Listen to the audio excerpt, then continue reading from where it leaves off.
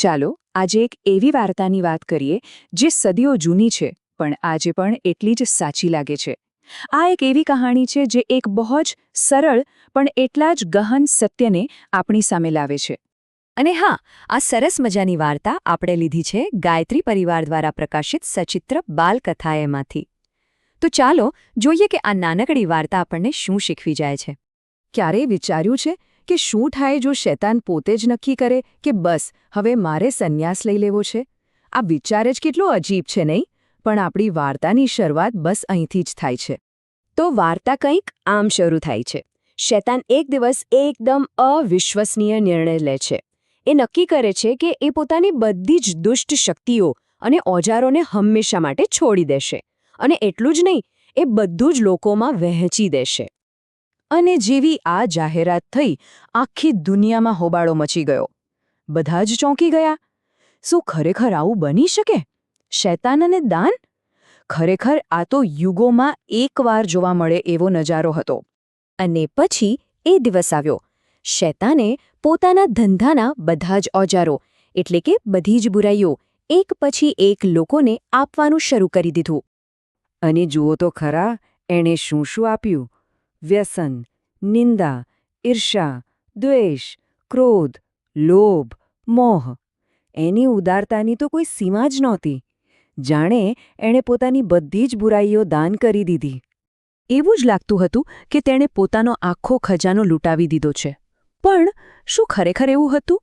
ના, વાર્તામાં હવે એક મોટો ટ્વિસ્ટ આવે છે. એણે બધું જ આપ્યું નહોતું. બધી જ બુરાઈઓ વહેંચી દીધા પછી પણ શૈતાને એક વસ્તુ, એક રહસ્યમય પેટી પોતાની પાસે સાચવીને રાખી હતી. અને એ છેલ્લી વસ્તુ હતી આળસ. જી હા, આળસ. એક એવી બુરાઈ જેને શૈતાન પોતાનાથી અલગ કરવા બિલકુલ તૈયાર નહોતો. અને આ જ વાત આખી વાર્તાને સૌથી રસપ્રદ બનાવે છે. ત્યાં જ ભીડમાંથી એક ડાહ્યા વૃદ્ધ માણસે હિંમત કરીને શૈતાનને પૂછ્યું, ભાઈ, જો તમે બધું છોડી રહ્યા છો તો પછી આ એક બુરાઈને કેમ સાચવી રાખી છે? આને પણ દાન કરી દો ને. અને હવે વાર્તાનો સૌથી મોટો ખુલાસો થવા જઈ રહ્યો છે. અહીં શૈતાન પોતાના સૌથી મોટા રહસ્ય પરથી પડદો ઉઠાવે છે.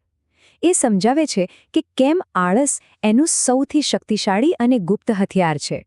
શૈતાનનો જવાબ સાંભળીને બધા દંગ રહી ગયા. એણે કહ્યું, આળસ મારી માસ્ટર કી છે. જો ક્યારેય મારું મન આ સંન્યાસથી ભરાઈ ગયું તો મારે બીજું કંઈ કરવાની જરૂર નથી.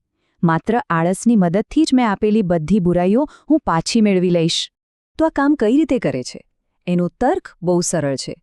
જ્યારે કોઈ વ્યક્તિ આળસુ બને છે ત્યારે એનું મન ખાલી થઈ જાય છે. અને આપણે સૌ જાણીએ છીએ, ખાલી દિમાગ શૈતાનનું ઘર.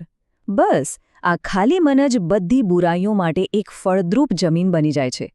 ત્યાં ક્રોધ, લોભ અને ઈર્ષ્યાના બીજ બહુ જ સરળતાથી ઉગી નીકળે છે. તો આ આખી વાર્તાનો સાર શું છે?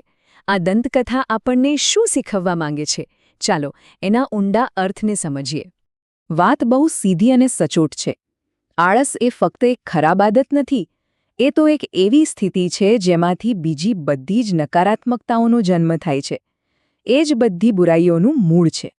એટલે કે આળસ જે દરવાજો છે જેમાંથી બાકીની બધી બુરાઈઓ અંદર આવે છે. એ પહેલી ડોમિનો છે જે એકવાર પડી જાય તો પછી ક્રોધ, લોભ, ઈર્ષ્યા જેવી બધી જ બુરાઈઓની લાઈન આપોઆપ પડવા લાગે છે. જ્યાં નવરાશ હોય ત્યાં નકારાત્મકતા માટે જગ્યા બની જ જાય છે. આ તફાવત જુઓ, કેટલું સ્પષ્ટ છે. એક બાજુ એક સક્રિય વ્યક્તિ છે જે કામમાં વ્યસ્ત રહીને બુરાઈઓને પોતાની પાસે આવવા જ નથી દેતો. અને બીજી બાજુ એક આળસુ વ્યક્તિ છે જેનું જીવન અને મન એક શૂન્યાવકાશ જેવું બની જાય છે, જે બુરાઈને ચુંબકની જેમ પોતાની તરફ ખેંચે છે. અને છેલ્લે આ વાર્તા આપણને બધાને એક સવાલ પૂછે છે. શું આપણા પોતાના જીવનમાં પણ કોઈ ખૂણામાં આળસ છુપાઈને બેઠી છે? શું આપણે પણ અજાણતા જ બીજી બુરાઈઓને આમંત્રણ તો નથી આપી રહ્યા ને? આ વિચાર સાથે જ હું તમને છોડી જાઉં છું. વિચારજો.